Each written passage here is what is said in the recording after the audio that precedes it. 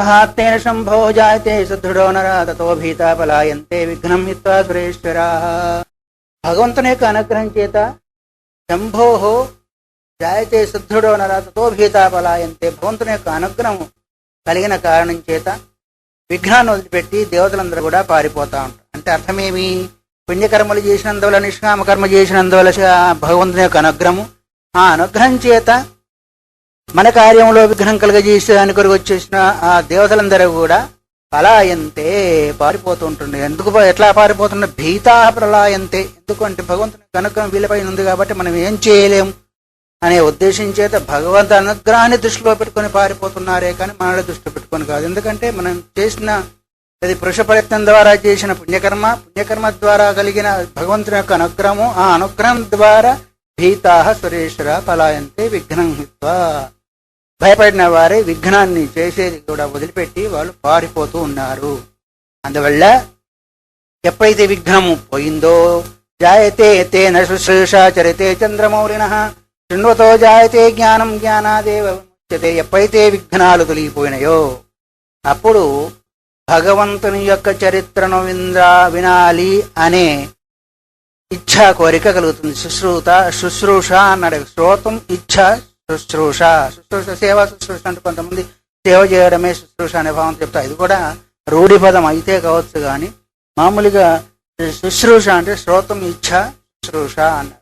ఎప్పుడైతే భగవంతుని యొక్క అనుగ్రహం కలిగిందో భగవంతుని చరిత్రను వినవాలనే ఆకాంక్ష కలుగుతుంది. అందువల్ల శృణ్వతో జాయతే జ్ఞానం జ్ఞానాదేవి ముచ్యతే. ఆ విధంగా భగవంతుని యొక్క చరిత్ర అంటే భగవంతుని చరిత్ర ఏంటిది? అసలు ఆత్మజ్ఞానానికి సంబంధించిన విషయ శ్రవణమే అసలు భగవంతుని యొక్క చరిత్ర. భగవంతుడు అంటే ఏంటిది? ఆత్మకు చరిత్ర ఏంటిది? ఆత్మ ఇలాంటిదని తెలుసుకునే దానికి సంబంధించిన విషయ గ్రహణమే అది భగవంతుని యొక్క చరిత్ర వినడము. లేదా సాకారంగా చూసినట్టయితే ఆ విధంగా, నిరాకారంగా చూసినట్టయితే ఈ విధంగా, సాకార పద్ధతిలోనైతే భగవంతుని యొక్క చరిత్రను ఇంకా వినాలి వినాలి వినాలి అనే ఆకాంక్ష కలుగుతుంది. ఆకాంక్ష కలిగినందువల్ల భగవంతుని అనుగ్రహం ద్వారా జ్ఞానం కూడా కలుగుతుంది. లేదా ఆత్మజ్ఞాన విచారణ చేస్తాడు. ఆత్మజ్ఞాన విచారణ ద్వారా అజ్ఞానం కలిగినందువల్ల జ్ఞానం కలుగుతుంది. అప్పుడు ఆ జ్ఞానాదేవ విముచ్యతే. శృణ్వతో జాయతే జ్ఞానం, విన్నందువల్ల శ్రవణం కలుగుతుంది, దాంతో మరణం జరుగుతుంది. తర్వాత జ్ఞానం జ్ఞానాదేవ విముచ్యతే. ఆ జ్ఞానం చేతి జ్ఞానం అన్న ప్రవాహ రూపం సంసారం నుంచి ముక్తి పొందగలుగుతాడు. బహునాత్రకి ముక్తేన యస్య భక్తి శివేదుడ మహాపాపోపపాపౌఘ కోటిగ్రస్తో విముచ్యతే. బహునాత్రకి ముక్తుని యస్య భక్తి శివేదుడ, ఎవడికైతే ఏ సాధకుడికైతే భగవంతుని యందు లేదా శివుని యందు దృఢమైన భక్తి కలిగిందో వాడు మహాపాప ఉపపాప ప్రవాహాల నుంచి, అలాంటి కోటిగ్రస్తో విముచ్యతే, అనేక కోట్లైన పాపాలు ఉపపాపాలు మహాపాపాలు కలిగి ఉన్నప్పటికీ ఎవరికైతే భక్తి శివుని యందు భగవంతుని యందు దృఢమైన భక్తి కలిగిందో ఆ మహాపాపాల నుంచి విడవబడతాడు. ఎందుకంటే ఎప్పుడైతే భక్తి కలుగుతుందో, భక్తి చేసి సాధన చేస్తారో, సాధన జ్ఞానం కలిగిన తర్వాత జ్ఞానేశయం కలిగిందే, జ్ఞానం చేత అజ్ఞానం ఎప్పుడైతే నశించిపోయిందో అజ్ఞాన కార్యభూతమైన పాపాలు మహాపాపాలు ఉపపాతకాలు రకరకాలు ఇంకా ఎన్ని మనం చెప్పుకున్నప్పటికీ అవన్నీ కూడా పోతాయి, వాటి నుంచి విడవబడతాడు. అందువల్ల భగవంతుని యొక్క అనుగ్రహము సాధకునికి ముఖ్యమైంది. దాని ద్వారా దేవతలు ఏ విఘ్నాన్ని అయితే చేయాలనుకుంటారో ఆ విఘ్నం అంతా కూడా పోతుంది. తర్వాత భగవంతుని యొక్క చరిత్రను వినాలనుకుంటాడు. ఆ తర్వాత విన్నందువల్ల జ్ఞానం కలుగుతుంది. జ్ఞానం చేత మహాపాప ఉపపాప పాతకాలన్నీ కూడా నశించిపోతాయి. ఈ విధంగా ఒకదానికొకటి అనుసంధాన రూపంలో సాకార రూపంలో. అయితే భగవంతుని యొక్క ఆరాధన ఎలా చేయాలి? అనాదరేణ శాఠ్యేన పరిహాసేన మాయయా. ఆదరంతో చేస్తావా అనాదరంతో చేస్తావో లేదు, భగవంతుని స్మరణ చేస్తే చాలు. శాఠ్యేన మోసం చేత గాని, పరిహాసేన పరిహాసానికైనా చెయ్యి. గోపికలు ప్రేమ కామంతో చేశారు, కొందరు భక్తితో చేశారు, కొందరు స్నేహంతో చేశారు. అర్జునులంతా కూడా సకుడనే ఉద్దేశం చేత ఇది అది అనేది ఏం లేదు. నవదు శ్రవణం కీర్తనం విష్ణు స్మరణం పాద సేవనం అర్చనం వందనం దాస్యం సఖ్యం ఆత్మ నివేదనం. ఈ వీటిలో ఏదో శాతం అవుతుంది. ఎంతవరకు అయితే అంతవరకు చేసండి. నిలుచుంటే రామయ్యను, కూర్చుంటే రామయ్యను, పడుకుంటే రామయ్యను, రామ్ రామ్ రామ్. నీకు కూర్చునేదాన్ని చదువుకోకపోతే పడుకొని చేసాను, చదువుకోకుంటే నిల్చొని చెయ్యి. నడుచుకుంటూ చెయ్యి. పశ్చన్ శృణ్వన్ సుషన్ గచ్చన్ అశ్చన్ చెప్పాడు. అయితే మరి ఇట్లా చేస్తే పాపం వస్తుందేమో, భగవంతుని నామం చేస్తే పాపం వస్తే ఇంకా భగవంతుడు ఎందుకు? నువ్వు సకామంగా చేస్తే ఒక దగ్గర కూర్చుండి చేయాలి గాని నిత్య నిరంతరం చేయగలిగితే తస్మాత్ సర్వేషు కాలేషు మాం అనుస్మరణ ఎందుకు చెప్పాడు ఆయన? సర్వకాల సర్వావస్థలు కొంతమంది ఉంటారు, స్వామి స్వామి బయట ఉన్నప్పుడు జపం చేసుకోవచ్చు అమ్మగారులు అంటాం, బయట ఉన్నప్పుడు కూడా చేసుకోవచ్చు. బయట ఉన్నప్పుడే ప్రాణం పోతే భగవంతుడు ఏం చెప్పాడు? నన్ను స్మరణ చేసుకుంటే ఎవరైతే శరీరం మొదలు పెడతారో నన్నే పొందుతాను. మరి అప్పుడే పోతే ఏం కావాలా? జపం వగరు చేయక్కర్లేదు, ఎందుకంటే అది పవిత్ర వస్తువులు కాబట్టి జపమాల పట్టుకోకూడదు, గీత పట్టుకోకూడదు. కానీ ధ్యానం చేసుకున్న దానికి ఏమి కూడా అవసరం లేదు. అందుకొరకే పశ్చన్ శృణ్వన్ స్పృశన్ జిగ్రన్ అశ్వన్ గచ్చన్ అని చెప్పాడు లేదా? అందువల్ల నువ్వు జపం చేసి సంపాదిస్తావో, దానం చేసి సంపాదిస్తావో, పుణ్య ఆదరణంతో చేస్తావో, పరిహాసంతో చేస్తావో, మొత్తానికి దృష్టి ఎక్కడుంటుంది? నీవు ఎట్లా చేసినా, మోసం చేసినా భగవంతుని దృష్టి ఉంటుందా? అనాదరం చేసినా భగవంతుని పెట్టి చేస్తున్నావా? కంసుడు వగైరా ఎక్కడ దృష్టి పెట్టి చేశాడు? కృష్ణుడు అంట వస్తాడంట, కాస్త కదిలితే చాలు వచ్చాడేమో, ఏదన్నా గడ్డిపోత పైన పెడితే చాలు ఆయన వచ్చి చేసి వేశాడేమో. ఎక్కడ దృష్టి? శత్రుత్వంతోనైనా కృష్ణుడి మీదనే ఉందా లేదా? అట్లాగే రాముడు అనుకోండి, ఎవరు అనుకోండి, శత్రుత్వంతోనో మిత్రత్వం చేతనో భార్యాత్వం చేతనో భర్తత్వం చేతనో ఇంకోటి మొత్తానికి ఏదైనా అక్కడ ఉంటే చాలు. ఆ రకంగా భగవంతుని యొక్క చరణారవిందల ఎందో తన యొక్క చిత్తాన్ని సాధకుడు నిలిపితే చాలు. ఆదరించేతనా అనాదరించేతనా అక్కడ కాదు. అయితే వాళ్ళు చేశారనుకున్న రాక్షసులంతా కూడా అనాదరించేత మనం అలాగని చేయాలని లేదు. అందువల్ల ముఖ్యమైన ప్రయోజనాన్ని కోరే సాధకుడైన వాడు నిష్కామ కర్మ ద్వారా పుణ్యాన్ని, దాని ద్వారా ఒక శక్తిని సంపాదించి భగవదనుగ్రహంతో మరి తన యొక్క కార్యంలో ముందుకు వెళుతూ ఉండాలి. మరి మిగతా విషయాలంతా రేపు విందాం. హరి ఓం తత్సత్. శివార్పణమస్తు. బోధితాం భగవతా సాక్షాత్ శివేన స్వయం వ్యాసేన గ్రథితాం పురాణమునినా పద్మే పురాణే శివాం అద్వైతామృతదాయినీం భగవతీం ఆషోడశాధ్యాయినీం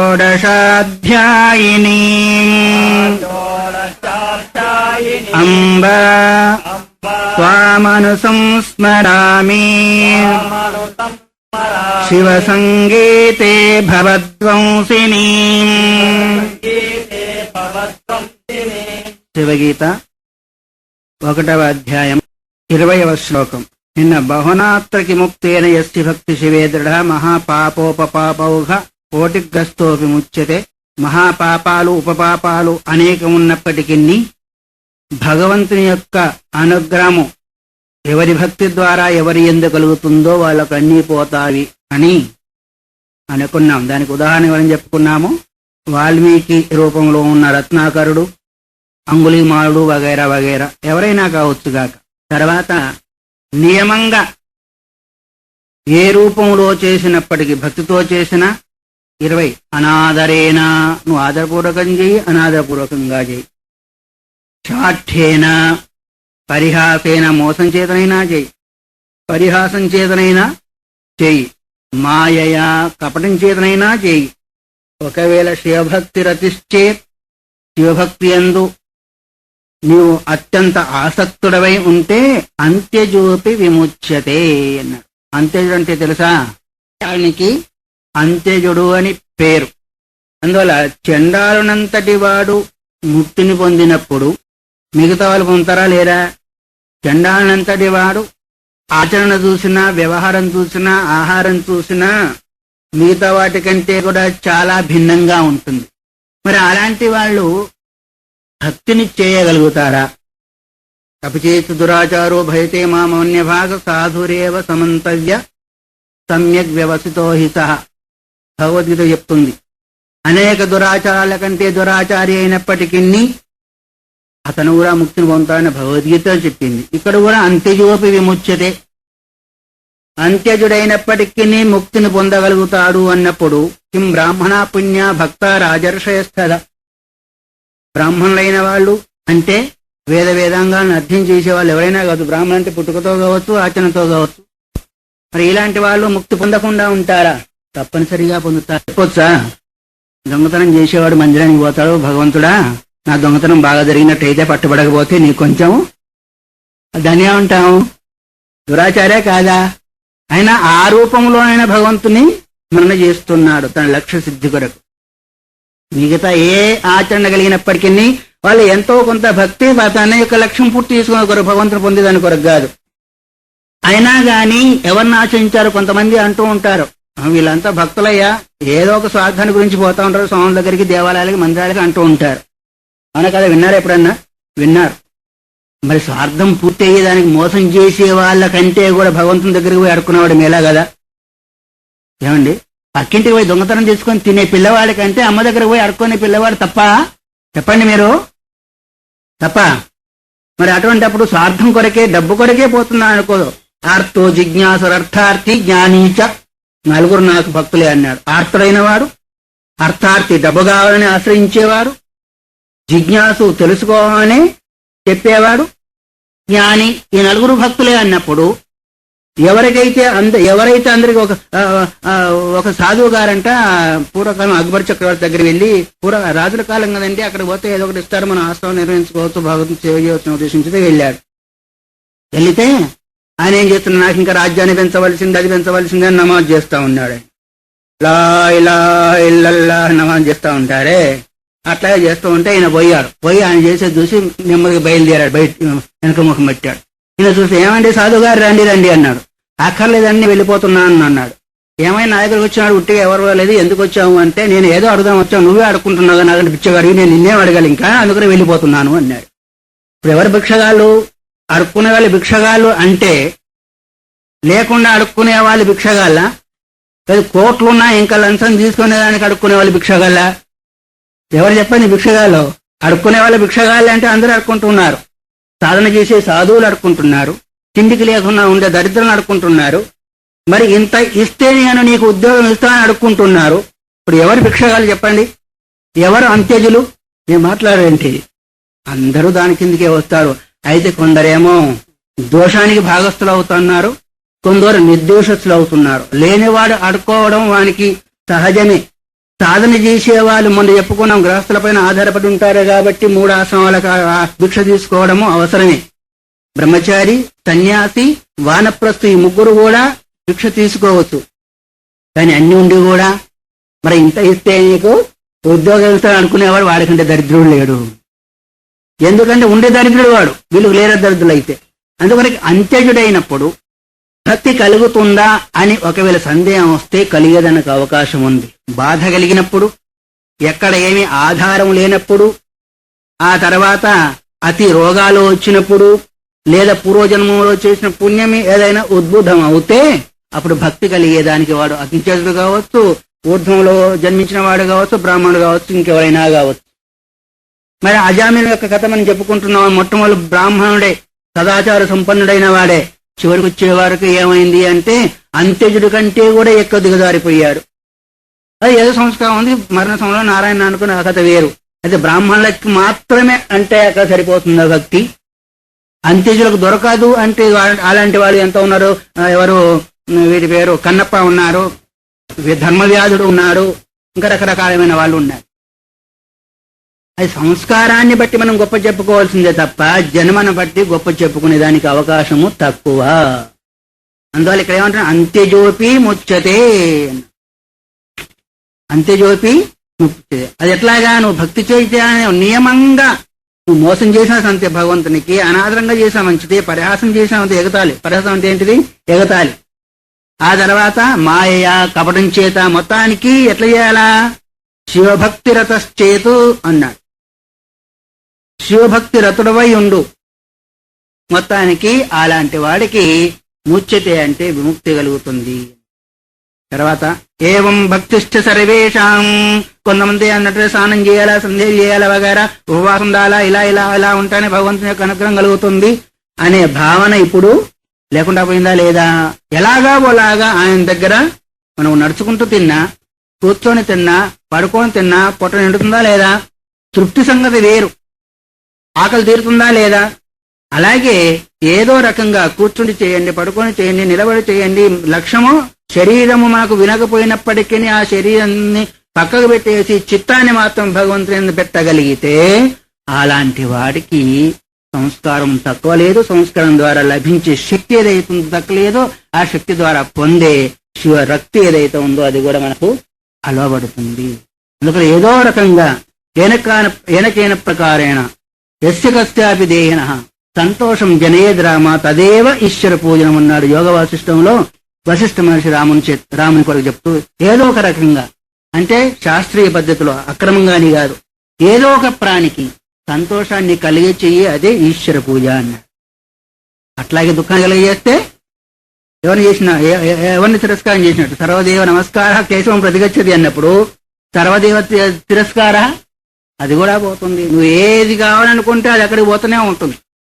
నువ్వు కదా త్వదీయం వస్తు గోవింద తుభ్యమే సమర్పయ అనే భావన వేరు, నేను వస్తున్నా అనే భావన వేరు. అందుకొరకే ఏనకైన ప్రకారం ఏదో ఒక రకంగా భగవంతుని యందు మనకు దృష్టి, చిత్తం, లక్ష్యంలో లయమై ఉంటే అలాంటి వాడు బద్ధుడు కాదు, ముక్తుడే అని ఈ విధంగా చెప్తూ ఇలాంటి భక్తి ఏదైతే ఉందో సర్వేషాం సర్వదా సర్వతోముఖి, అందరికి కూడా సర్వదా అంటే ఎల్లప్పుడూ సర్వతోముఖి అందుబాటులో ఉండేది. మనం ఏమనుకున్నబ్బో వాళ్ళకి కదా అనుకూలంగా ఉండేది, మేము ఇక్కడెక్కడో పడితే వస్తా ఉన్నాము రకరకాలుగా అనుకుంటా ఉంటారు కొంతమంది. పరనింద ఆత్మనింద ఇవి రెండూ పాపమే అన్నారు. అంతేకాకుండా ఆత్మస్థుతి కూడా పాపమే. ఎందుకంటే ఇంతవరకు చెప్తున్నారు కదా, వింటూ ఉన్నారు కదా, ఎంతో పుణ్యం పెట్టి తెచ్చుకుంటేనే ఈ మానవ శరీరము జీవుడికి దొరకలేదని అటువంటి దాన్ని నిందించడం ఎందుకు? ఏ బాధ అయితే ఉందో తొలగించుకునేదానికి ప్రయత్నం చేయాలి. నాలాంటి పాపి లేడు, నాలాంటి దుర్మార్గులు లేడు, నాలాంటి దరిద్రులు లేడు, నేను ఎందుకు బ్రతికాను చావకుండా. కొంతమంది నిలబడతా ఉంటాయి, మీరు కాదులేండి, బయట వాళ్ళ సంగతి చెప్తా ఉన్నాను. ఇవన్నీ కూడా ఆత్మనింద పనికిరాదు, ఆత్మస్థుతి పనికిరాదు. ఆత్మస్థుతి పాపమే, ఆత్మనింద పాపమే. అందుకరికి ఏకేచ ఆత్మహనో జనాహ, శాస్త్రం చెప్తుంది ఆత్మహంతకులు ఎవరయ్యా అంటే ఈ శరీరమేనే అనుకునేవారు. శరీరమేనే అనుకున్నప్పుడు కూడా నందిస్తా ఉంటారు. అందుకలకు శరీరమాద్యం ఖలు ధర్మ సాధనం అంది శాస్త్రం. ధర్మాన్ని సాధన చేయాలంటే, ధర్మ సాధన చేయాలంటే, ధర్మవ్యవహారం నడవాలంటే, ఆత్మ అజ్ఞానాన్ని పొందాలంటే మొట్టమొదటి సాధన ఏంటిది? శరీరం. ఈ శరీరం లేకపోతే సాధన చేయగలుగుతామా? తక్షణ పీన ఏమైనా చేస్తుందా? శరీరం ఆరోగ్యంగా ఉండాలి, అనుకూలంగా ఉండాలి. అప్పుడు మనం సాధన చేసి భగవంతుని యొక్క అనుగ్రహాన్ని, భక్తిని లేదా జ్ఞానాన్ని పెంచుకోగలుగుతాం. అందుకరికి మొట్టమొదటి సాధన ఏంటిది అంటే ఈ శరీరము అన్నారు. శరీరం ఏమీ తక్కువగా రాలేదు, మనకి తక్కువ డబ్బు ఖర్చు పెట్టలేదు, వింటూనే ఉన్నాం. అందుకొరకు దాన్ని అత్రాహారార్థం కర్మ కుర్యాదనింద్యం, ఆహారం తిని ఆరోగ్యంగా ఉండే దాని కొరకు ఏదో ఒకటి, అనింద్యము అంటే శాస్త్ర సమ్మతమైన పని చేయి. మరి ఆహారాన్ని ఎందుకు తినాలయ్యా అంటే ప్రాణసంధారణార్థం, ప్రాణాలు నిలుపుకునే దాని కొరకు. ప్రాణాలు ఎందుకు? ప్రాణాసంధార్య ఆత్మవిజ్ఞానార్థం ఇది వేదాంత డిండిమా. ప్రాణాలు ఎందుకు ధరించాలంటే ఆత్మవిజ్ఞానం కొరకు. నేనంటే ఏమి, శరీరం అంటే ఏమి, నాకు శరీరానికి ప్రపంచానికి సంబంధమైన విచారణ చేసేదాని కొరకు. ఈ విచారణ ఏ శరీరంలో ఉంటుంది? మానవేతర శరీరాలలో ఈ విచారణ ఉంటుందా? ఉండేదానికి అవకాశం అసలు వాడికి అదంటేనే తెలియదు. వాడికి తినడము, నిద్రపోవడము, మిగతా పనులన్నీ తెలిసే గాని ఆత్మ విచారణ సంగతి వగైరా వగైరా ప్రపంచ సంగతే తెలియదు. అందువల్ల ఏ శరీరమైనా కావచ్చు కదా, అంతే జోపి అన్నారు. ఇదంటే ఒక ఉపమానం గుర్తొచ్చేసింది. ఒకసారి కైలాసంలో సభ జరుగుతా ఉందంట. దేవతలందరూ కూడా వెళ్ళారు. పార్వతీ పరమేశ్వరులంతా సభలో ఆసీనులై ఉన్నారు. ఉంటే సరే అందరు దేవతలు వచ్చిన వాళ్ళందరూ కూడా నమస్కారం చేసి, మీ స్వామివారి దగ్గర పోతే నమస్కారం చేస్తారా, అట్లాగే కూర్చుంటారా? ఏంటి నమస్కారం చేసి కూర్చుంటారు. ఒకవేళ ఇష్టం లేకపోయినా కష్టమైనా ఆ సమయానికి నమస్కారం చేస్తారు. సరే దేవతలందరూ కూడా పోయారు, నమస్కారం చేశారు. అప్పటికి ఈ సనత్ కుమారుడు వెళ్ళాడు. ఆయన మహాజ్ఞాని. ఆయనకు నా పర అనే భేదం లేదు, శరీర భావన లేదు, అంతా ఆత్మవత్ సర్వభూతాన్ని భావన ఉంది కాబట్టి ఆయన నమస్కారం చేయకనే కూర్చుండబోతున్నాడు. అప్పటి పార్వతీదేవి కోపం వస్తుంది. ఈ పిచ్చోడు, ఈ ఇల్లు వాకిల్లేనోడు, అందరు దేవతందరూ కూడా వచ్చి నమస్కారం చేస్తా ఉంటే ఈయన నమస్కారం చేయకుండా కూర్చోబోతున్నాడు అని శాపం పెట్టేదానికి ప్రయత్నం చేసినప్పుడు శివుడు గ్రహించి పార్వతి జాగ్రత్త, ఆయన జ్ఞాని అంటూనే ఉన్నాడు. ఏం శాపం పెట్టింది, నువ్వు ఒంటలాగా తలకాయ పైకి పెట్టుకొని తిరుగుతున్నావు కాబట్టి నువ్వు ఒంటవైపోదు అని శాపం పెట్టి. మంచిదే, వాళ్ళకేంది స్తుతి నిందలు రెండు కూడా సమానమే. అయిపోయాడు. ఆ శాపం ప్రకారం అయిపోవాలా వద్దా? శాపం ప్రకారం ఒంటి అయిపోయాడు. ఒంటలు ఎక్కడుంటాయి? అక్కడక్కడ ఏ చెట్టు కింద అంటే ఆ చెట్టు కింద తినేది ఏంటిది ముండ్లే. ముండ్లు అంటే వాటికి ఇష్టం అంట, ఆకులు కూడా కాదు. అతుమ ముండ్లు ఆ ముండ్లు ఆ ముండ్లు తింటా ఉంటాయి. కొంతకాలం గడిచిపోయింది. గడిచిపోయిన తర్వాత పార్వతి పరమేశ్వరులు ఆకాశం విహారంగా వెళ్తున్నాడు. ఎంతైనా మాతృహృదయం కదండి పాపం. అయ్యో అనుకోకుండా వద్దంటే ఉంటా, ఆ రోజులో నేను శాపం పెట్టాను, స్వామి స్వామి ఆ మహానుభావుడు ఎక్కడున్నాడు అని. మరి తిట్టేది తిట్టేది, పెట్టేది పెట్టేది తల్లులకి అది తెలుసు. కాబట్టి ఎక్కడ ఉందా చెట్టు కింద ఉన్నాడు చూడు అని చెప్పి, సరే నేను ఒకసారి పోయి పలకరించి వస్తా అంటే, నువ్వే శాపం పెట్టావు, నువ్వే పలకరించి రాపో. సరే వెళ్ళాడు. వెళ్ళిన తర్వాత నేను ఎవరో గుర్తుపెట్టావా మహానుభావా? ఎందుకు తెలియదమ్మా, అసలు లోక నాయకివి, మాతృమూర్తివి, పార్వతీదేవి. మరి ఇప్పుడు ఎట్లా ఉన్నావు నాయన? శాపం పెట్టాను కదా, మానవ శరీరాన్ని వదిలిపెట్టి శరీరం కొందంటే అమ్మా అప్పటికంటే ఇప్పుడు నాకు హాయిగా ఉంది అన్నాడు. అదేంటి నాయన? అది మానవ శరీరం అన్నిటికి అనుకూలమైంది. ఒంటి శరీరం పశు శరీరము, ఏది తినాలన్నా చలికి దానికి దీనికి అంతా కూడా ఓర్చుకోకుండా అంటే అమ్మా ఆ శరీరంలో ఉన్నప్పుడు వస్త్రం కావాలని ఉండేది, ఇల్లు కావాలా, తిండి కావాలా, రేపటికని ఏది దాచుకునేది ఉండేది. ఇప్పుడు ఎక్కడ తిండి లేదు, ముఖం కడిగేది కూడా లేదు, స్నానం కూడా లేదు, అన్ని పోయినాయి. హాయిగా నేను ధ్యానం చేసుకుంటున్నాను. మనం ఏ శరీరం ఏదైతే ఉందండి, మన లక్ష్యాన్ని నెరవేర్చుకునే దానికి ఏ శరీరమైనా మనమైతే అనగలుగుతామా? ఎంత పెద్దవాళ్ళు అయితే నన్ను ఇట్లా శాపం పెడతారా అని ఎదురు తిరిగేవాళ్ళం. ఆయన ఆగమ అపాయనో అనిత్యాహ అని వస్తూ ఉంటాయి, పోతూ ఉంటాయి. వచ్చిపోయే వారికి భయపడవలసిన అవసరము లేదు. అందుకనే అంత్యజోపి, పశు శరీరం అయితేమి, అంతు శరీరం అయితేమి, బ్రాహ్మణ శరీరం అయితే, మధ్య శరీరం అయితే, స్త్రీ శరీరము, పురుష శరీరము, పిల్లవాని శరీరము, వృద్ధ శరీరం, ఏ శరీరంలో తేడా లేదు. శరీరంతో మనకి పని లేదు. కానీ లక్ష్యమందు మాత్రం చిత్తాన్ని నిలిపేదానికి ఎప్పుడైతే ప్రయత్నం చేస్తామో ఆ శరీరమే సార్థకం. మిగతా శరీరాలన్నీ కూడా వ్యర్థం. ఎందుకు వ్యర్థం అంటే పశువాది శరీరం అంతా కూడా తినేదానికి అనేదానికి వగైరా వగైరానే పనిచేస్తున్నాయి. మన శరీరాలు కూడా దానికి పనిచేస్తున్నాయి. అంటే దీని విలువ ఎంత అంటే అంతే. నిన్ను చెప్పుకున్నామే, లైట్ పురోలకి ఎంత ఉంటుందో అంతే ఉంటుంది. అందుకొరకే అంత్యజోపి, అంత్యజుడైనా ఏవం భక్తిస్తు సర్వదా సర్వతోముఖి, అందరికీ అన్ని శరీరాలకు కూడా అందుబాటులో ఉంది. ఇంకా సరళం చేయబోతా ఉన్నాడు భగవంతుడు. తస్యాంత విద్యమానాయంతు యస్తు మర్త్యో నముచ్యతే. ఈ విధంగా సరళమైన మార్గం ఉన్నప్పటికీ ఎవరైతే ముక్తి కొరకు ప్రయత్నం చేయరో సంసార బంధన తస్మాదన్యకో వాస్తి మూఢధీ. ఇంతకంటే మూర్ఖుడైన వాడు ఇంకెవడున్నాడు? మన మూర్ఖులు చేశాడు. సూత్రుడు ఏం చేశాడు? మూఢధీహి, ముహ వైచిత్రైన ధాతువు చేత మూఢ అనే శబ్దం ఏర్పడుతుంది. అంటే విచిత్ర భావన పొందినవాడు, ఉన్నది లేనట్టుగా లేనున్నట్టుగా చూసేవాడు, సుఖాన్ని దుఃఖంగా దుఃఖాన్ని సుఖంగా చూసేవాడు, ఆత్మ అనాత్మగా అనాత్మ ఆత్మగా చూసేవాడు ఎవడు? వీళ్ళంతా మూఢులే. వాళ్ళు ఎవరు ఎక్కడున్నారు? ఎక్కడున్నారండి? మనమే. ఎందుకంటే మనం చూసేదంత ప్రపంచం ఉందనుకుంటాం. స్వాములు అంతా పలానా స్వామి అసత్యం ఆడారయ్య అంటారు. అసలు నిజంగా చూస్తే మీ అందరికంటే కూడా స్వాములే ఎక్కువ అసత్యం చెప్పేది. స్వాముల కంటే సన్యాసుల కంటే ఎక్కువ అసత్యం చెప్పేవాళ్ళు ఈ లోకంలో ఎక్కడా లేరు. అదేం సంగతి చెప్తారంటే కనిపించే ప్రపంచాన్ని లేదంటారు, కనిపించిన పరమాత్మ ఉందంటున్నారు. అంతకంటే అసత్యం ఏం కావాలండి? కనిపించే ప్రపంచాన్నో లేదు అంటున్నారు, ఎక్కడో కనిపించిన పరమాత్మ ఉన్నట్టున్నది. సత్యమో అసత్యమో చెప్పండి. ఇంకా సత్యమో అసత్యమో మొత్తానికి లేనిది లేనే లేదు, ఉన్నది పోనే పోదు అనేది నిశ్చయము. అందువల్ల ఈ భక్తి ఏదైతే ఉందో తస్యాంత విద్యమానాయంతో ఎస్తు మర్త్యోన ముచ్చితే, ఇలాంటి సరళమైన మార్గం ఉన్నప్పుడు మోక్షం పొందేదానికి ఎవరైతే ప్రయత్నం చేయరో అంతకంటే మూఢులైన బుద్ధి కలిగిన వాళ్ళు ఎవరు? మూఢధి అన్నాడు. బుద్ధి మూఢత్వాన్ని పొందిందా? శరీరం మూఢత్వాన్ని పొందిందా? శరీరాన్ని నడిపించేది ఎవరు? బుద్ధి. బుద్ధింతు సారథిం విద్ధి వినే ఉంటారు మీరు, రాబోతుంది ఒకటి ఉపనిషత్తులు. సారథి అంటే ఎవరు? సారథి ఎవరు? బండిని నడిపేవాడు కదండి. పార్థసారథి రూపాయ అని పాడుతూనే ఉంటాం. అంటే ఆ రథాన్ని నడిపేవాడు. శరీరం అనిత్యాన్ని నిత్యంగా భావించడమే వాస్తవికమైన మోహం. మనం అనుకున్న భార్య పిల్లల మీద ధనం మీద ఉంటే మోహం అనుకుంటాం. ఆ మోహం కాదు, అది క్షణికం వస్తుంది పోతుంది. కానీ ఈ మోహం ఏదైతే ఉందో నీ వాస్తవిక స్వరూపాన్ని తెలుసుకునేంత వరకు నేను పీడిస్తూనే ఉంటుంటాను. అందువరకే మూఢధీహి, మూఢబుద్ధి కలిగిన వాడు అన్నారు. కాబట్టి దాన్ని ఇంకా చెప్తూ ఉన్నారు సరళంగా. నియమాద్యస్తు కుర్వీత భక్తి వా ద్రోహమేవా. నియమంగా చేయి, భక్తి అన్నా చేయి, ద్రోహం అన్నా చేయి. మనం చెప్పుకున్నామే, ద్రోహం చేసేవాళ్ళు ఎవరు చేస్తున్నారు? భగవంతుడికి ద్రోహం చేయాలనుకుంటున్నాడు కదా. వాళ్ళ లక్ష్యం ఏంటి? ద్రోహం చేసేదానికి ఎవరు? భగవంతుడైనా. భక్తి చేసేదానికి లక్ష్యం ఎవరు? భగవంతుడే. నియమంగా ద్రోహం అన్నా చెయ్యి, మోసం అన్నా చెయ్యి, కోపగించుకో, లేదా భక్తి అన్నా చెయ్యి అన్నారు. నియమంగా ద్రోహం చేసిన వాళ్ళు ఎవరు? ద్రోహం చేయకపోతే శత్రుత్వాన్ని వహించిన వాళ్ళు ఉన్నారా లేదా? హిరణ్యాక్షుడు, హిరణ్యకశిపుడు, రావణుడు వగైరా వగైరా నియమంగా వాళ్ళు ద్రోహం చేయాలని చూశారు, శత్రుత్వాన్ని పెంచుకున్నారు. ఇంత శత్రుత్వాన్ని పెంచుకునేదానికి, చేసేదానికి, వగైరా వగైరా కార్యకలాపాలు చేసేదానికి లక్ష్యం ఎవరు? వాళ్ళ ప్రేమతో లేకపోయిన శత్రుత్వం భగవంతుని లక్ష్యంలో ఉన్నాడు. కాబట్టి మన లక్ష్యంలో ఏది ఉంటే అది మనం ఏది అనుకుంటా నిద్రపోతాం, సాధ్యమైనంత స్వప్నంలో వస్తుందా లేదా? సామాన్యంగా మనము నిద్రపోయేదానికి ముందు దాన్ని బాగా చింతిస్తాం అనుకోండి, స్వప్నంలో అదే వస్తూ ఉంటుంది.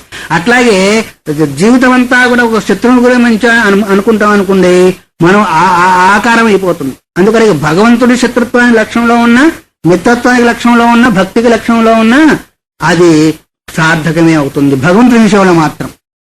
అందువల్ల నియమాదియస్తు కురవీత భక్తిం వా ద్రోహమేవ. నువ్వు భక్తి అయినా చెయ్యి, ద్రోహమైనా చెయ్యి, మొత్తానికి ఎక్కడికి పోతావో తస్యాపి చేత్ ప్రసన్నోసో ఫలం యచ్చతి పాంచదు. దానికైనా సంతోషిస్తాడు పాపం ఆయన.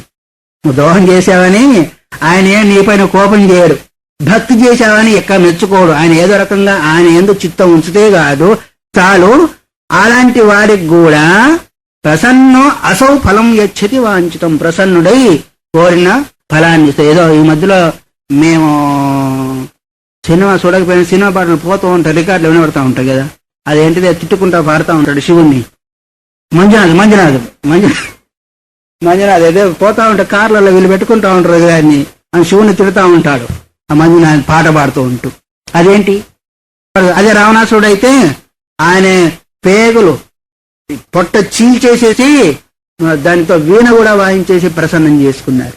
మళ్ళీ వాళ్ళు రాక్షసులే, ఒకటి తిట్టాడు, ఒకటి పెట్టాడు. పెట్టేవాడు తనవాడే, తిట్టేవాడు తనవాడు. దానివల్లనే కదా దయానంద సరస్వతి వీడేం దేవుడు రాయని దేవుడిని మొక్కుతా ఉంటారు. శివరాత్రి రోజంట అందరు జాగరణ చేస్తా ఉన్నారు. జాగరణ చేస్తా ఉంటే భజన చేసి ఈ నిద్రా సమయం కదా, ఓ ఎలకొస్తే ఆ శివుడి మీద ఉన్న అక్షంతలు తినిపోతా ఉందంట. ఆ సమయంలో ఈయన చూశాడంట, తనపైకి ఎక్కి అక్షంతలు తీసుకొని పోయి ఎలకనే కొట్టుకోలేకపోయాడు, ఇక మిమ్మల్ని కాపాడుతాడు ఆయన అన్నాడంట. అందుకొరకే ఆయన మూర్తి పూజ చెప్పుకోలేదు. అందుకొరకే తనపైకి వచ్చిన ఎలకను కొట్టుకోలేకపోయిన భగవంతుడు మిమ్మల్ని ఏమి కాపాడుతాడు అని మూర్తి పూజను ఖండన చేశాడు. ఒక మాట నేను మిమ్మల్ని అడుగుతాను, మీకు 2 పిల్లలు 4 పిల్లలు అనుకోండి, ఒక పిల్లవాడు తీసుకొచ్చి మీ ముందు పండు పెట్టాడు అనుకోండి ప్రేమతో, ఇంకో పిల్లవాడు వచ్చేసి ఆ పండుని తీసుకుని పోయాడు అనుకోండి, పెట్టి మనసు చూస్తారా, తీసుకుని పిల్లవాడిని మీరు ద్వేషిస్తారా? చెప్పండమ్మా. 2 మీ పిల్లలే కదా, ఒకడు తెచ్చి పెట్టాడు, ఇంకోటి కావాలని తినాలని తీసుకొని పోయాడు. అట్లే ఒకడు అక్షంతలు పెట్టాడు, ఏ శరీరం అయితేమి ఒకటి తీసుకొని పోయాడు. అంత మాత్రం ఇంత కొట్టాలనే ఉంది, ఆ మాత్రం వివేకం లేదా అనేవాడికి? మూర్తి పూజను ఖండించే వాళ్ళకి రామకృష్ణ స్వామి అంటే మూర్తి పూజను ఖండిస్తూ ఉంటారు. తెల్లారి లేచిన పడుకునే వరకు ఈ మూర్తిని పూజ చేస్తూనే ఉన్నారు కదా, ఎవరు చేయని వాడేవాడు అంటున్నారు. లేచిన దగ్గర ముఖం కడగడం, వస్త్రాలు అలంకారం చేయడం, స్నానం చేయడం, పౌడర్లు పోవడం, ఇప్పటికి ఎన్ని డబ్బాలు పాడైపోయినాయో. వాళ్ళు బాగుపడ్డారు ఫ్యాక్టరీ వాళ్ళు, కానీ ఇది మాత్రము బాగుపడలే, కంపే. అందువలన ఏ రూపంలో చేసినప్పటికీ నేను ఆయనకు కోరిన ఫలాన్ని ఇస్తున్నానప్పుడు ఎంత సరళమైంది. అందువల్ల తస్యాపి వాంఛితం ఫలం యచ్చతి ప్రసన్నుడై కోరిన ఫలాన్ని ఇస్తాడు. అంటే కర్మఫలము వేరు, జ్ఞానఫలము వేరు. కర్మఫలము అల్పము, జ్ఞానఫలము బహువు. కాబట్టి ఆయన ఎప్పుడైతే హవనాది క్రియలు నిర్వర్తించాడో అప్పుడేమవుతుంది, హవిస్సు దేవతలకు